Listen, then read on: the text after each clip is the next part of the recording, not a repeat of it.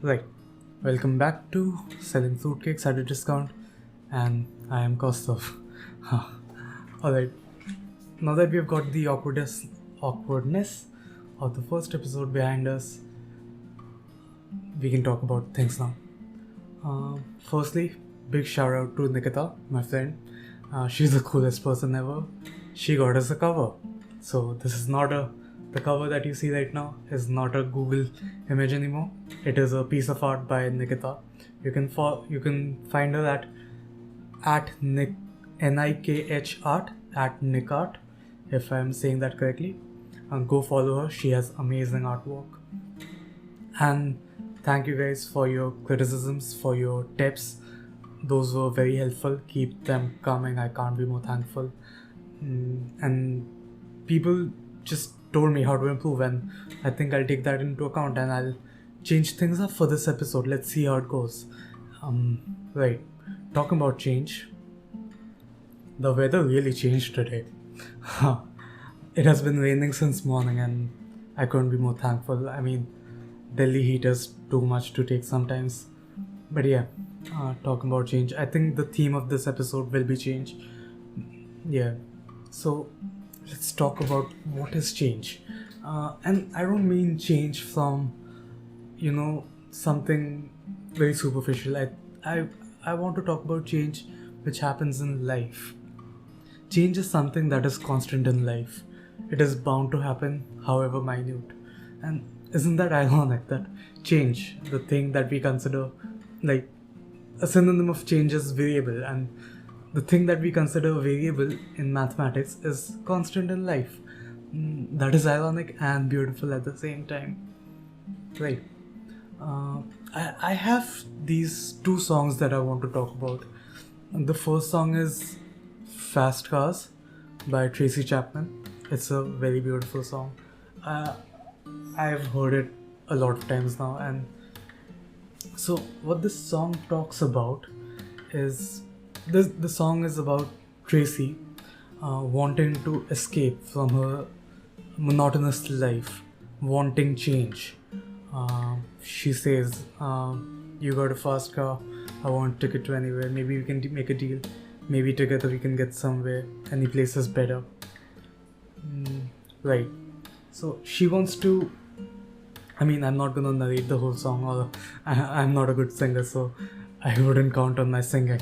But you can look up the lyrics or listen to the song. But what the song really means is that she is not happy with her current situation. She wants a change in her life. She's writing this song, presumably to a guy who has a fast car, and she wants to just run away with him and start a new life, start afresh. That is like a huge change. And on the other hand, there's another song, which is Landslide by Fleetwood Mac, and that is one of my favorite songs. And that song is about not wanting to change, not exactly not wanting to change, but being afraid of change. I would quote a paragraph from this song, which goes, "Well, I've been afraid of changing because I've built my life around you. But time makes you bolder. Even children get older, and I'm getting older too." And I mean, do I even need to explain it? It's so beautifully written, and it's just from the perspective of this person who has devoted their entire life to a person. And now they're finding it hard to embrace the change that has happened in their life. But they just accept the fact that yes, change happens and I'll learn to deal with it, right? I will move on from this. Whatever happened, I don't know what happened. Who was it? I can't remember who wrote this song. I was just quoting it to someone the other day, but I can't remember who wrote the song. But what was it? It escapes my head right now. But whatever happened, she accepted the change and she decided that yes, children get older and I'm getting older too. I'll move on. And that is it. Landslides happen. Move on. But talking about it, that song is from the perspective of someone who's afraid of changing. Why are we so afraid of change? Why is change so hard to embrace? That is a question that pops up frequently. Once again, disclaimer, I am not a life guru. Like I said last time, I'm not an education guru. You should not come for tips on education to me. You should not come for tips on life to me. You can talk to me about your problems. You can talk to me about anything, but don't really take my advice. I'm not good at advices. I'm good at listening. And so yeah, coming back to the topic, why is change hard to embrace? I think we as humans, we really like stationary things. We like constant things. We take comfort in the familiarity of things. We just know, like, that is why humans are so in love with schedules. They know that they'll wake up at 6, they'll go to work at 9, they'll come back from work at 5, they'll sit with their family till 9, they'll have their dinner, they'll get back to sleep. That is it. That is the schedule that a normal human would follow. Not me. I'm recording this podcast at, I guess it's 2 a.m. right now, but yeah, I do not follow that schedule. I wake up when it's time for office, but that aside, human would tend to do that. That is why we are so in love with schedules. We want familiarity in life. We do not want sudden inconveniences. We do not want sudden changes. We do not want to deal with dynamic things. But right, that is why I think we become comfortable. We become comfortable with things being a similar way, things going the same way, and we try not to think about what would happen if things do not go the same way tomorrow. For example, I can say that tomorrow maybe something strikes Earth. We do not want to think that. We just think that, yeah, right, I'm going to sleep tonight, I'm going to wake up tomorrow, I'm going to go to work, I'm going to go to class, I'm going to study, I'm going to kill it tomorrow. That is why I'm sacrificing today. I'm working towards this goal. I'm sacrificing today for that goal, which I'll achieve tomorrow. That is also one of my mentalities, where I'm working hard for tomorrow. Tomorrow is not guaranteed. Tomorrow, no one really knows what tomorrow holds. But yeah, going off topic a bit, that was on a tangent. Coming back, we become comfortable with familiarity, with constant things, and that is what makes change so hard to embrace. But we know that change is also constant. Change will happen one day or the other. Since I'm saying that I'm talking about my life, let's talk about my life. What changes did I have to deal with? Well, the first change would be of moving to Delhi from Kolkata when I was young. But I mean, that I was very young at that time. So that is not really worth talking about. I don't think I even experienced any changes. It was like going to sleep in Kolkata one day, waking up in Delhi the other. It wasn't even huge. The other change would be I spent 12 years in school. I spent 12 years seeing the same faces. I spent 12 years talking to the same teachers. And once I passed out 12th, it was a whole new world for me. And not just for me, for I think every Delhi student, Indian student ever, when they pass out of 12th and they go to college, it was a huge change. So the culture changes, the people change. I mean, my whole routine changed. My school was 30 minutes away from my house. My college was 2 hours away, and I never want to go to college. College is a different thing. I don't want to talk about it right now, but yeah, it was a whole new thing. The culture was very different. My college was in North Delhi, and the things are not very common between North Delhi and South Delhi. The people are not common, and few people in college I met were the best people I've met in my life, and I'm lucky to call them friends. But yeah, that was one change that I had to embrace. And I mean, it wasn't really, I didn't have a choice. I couldn't just keep going back to school. I had to go to college one day or the other. I had to graduate. Societal pressure. You have to be a graduate, you have to get a degree. But yeah, whatever. Thanks, mom. I got a degree now. Thank you. But yeah, going to college, that was one change. But then I spent three years in college. I went to the same class, I met the same people, I hung out with the same people after college for 3 years. And then again, the situation changed. I graduated from college, thankfully.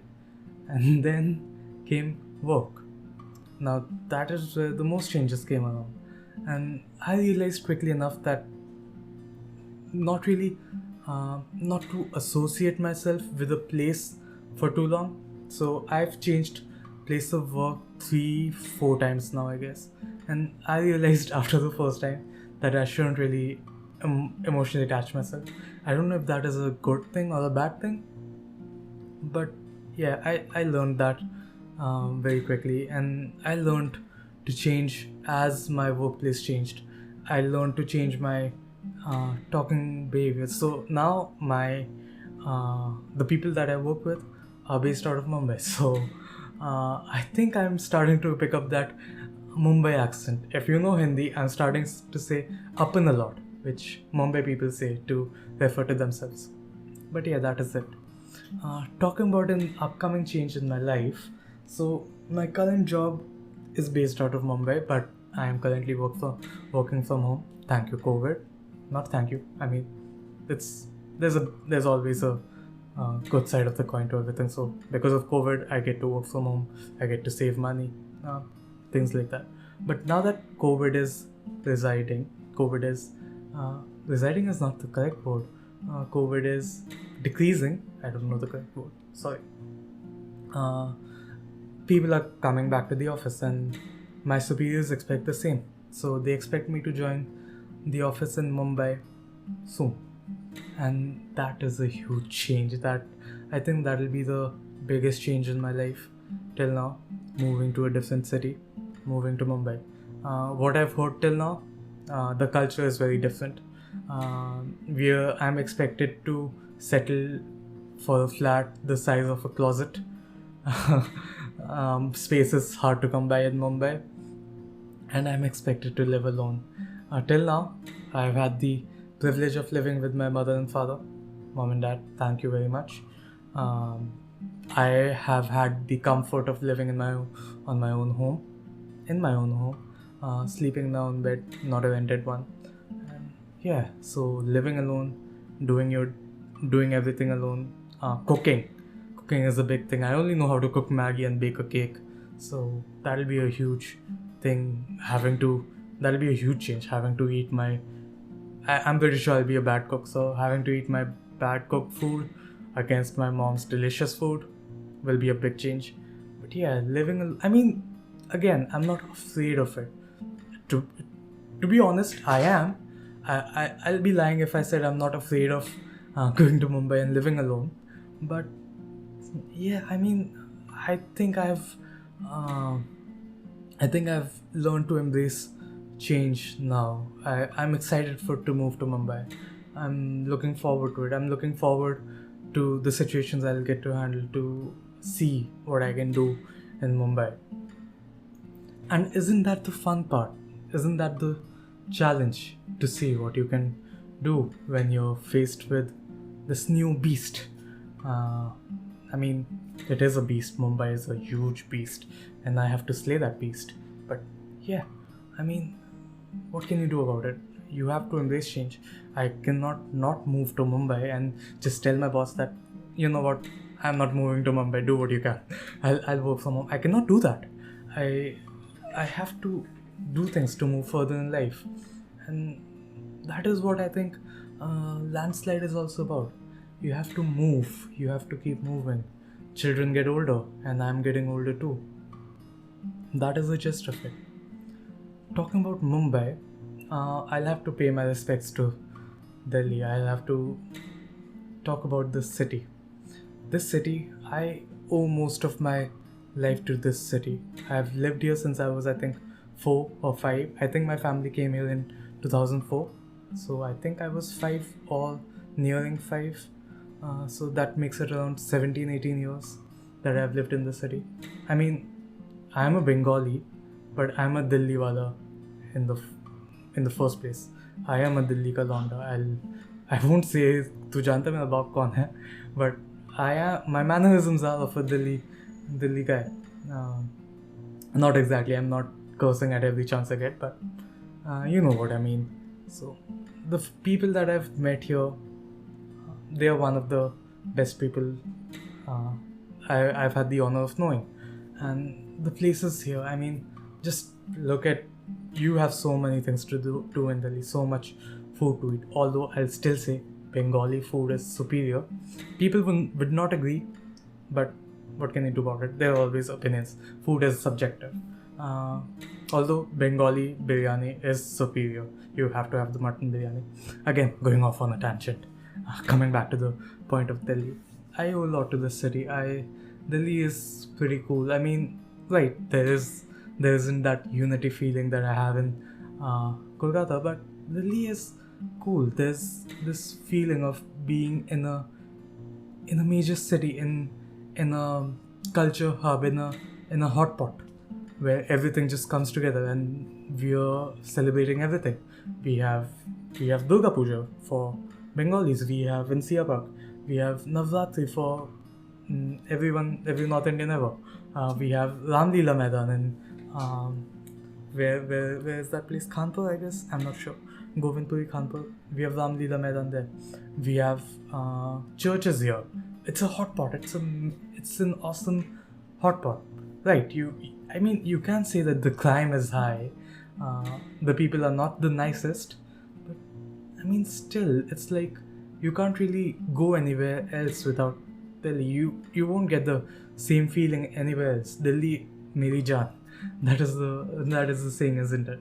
So, right, Delhi is amazing, is what I would say.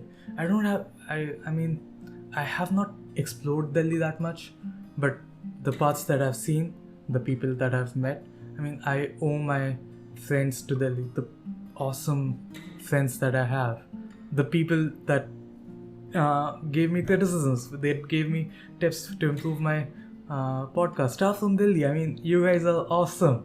What more can I say? Right, the people that I love live in Delhi. So, I mean, that's all that I can say. I have a love-hate relationship with the city. I cannot say Delhi is my favorite city, but I cannot really go away from it. I can go to Mumbai and settle there and be there, but you can take me away from Delhi, but you can't really take Delhi out of the Delhi kid. Am I right? And I think that is it for this episode. This might have been a bit more serious. This might have been a little bit lighter on the jokes, but I'm really exploring here. I don't really know what to talk about. This one topic came to my mind, and my friend suggested that I talk about Delhi once.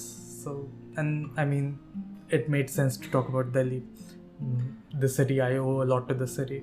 It only made sense to give it some recognition. But yeah, I think that'll be it for tonight.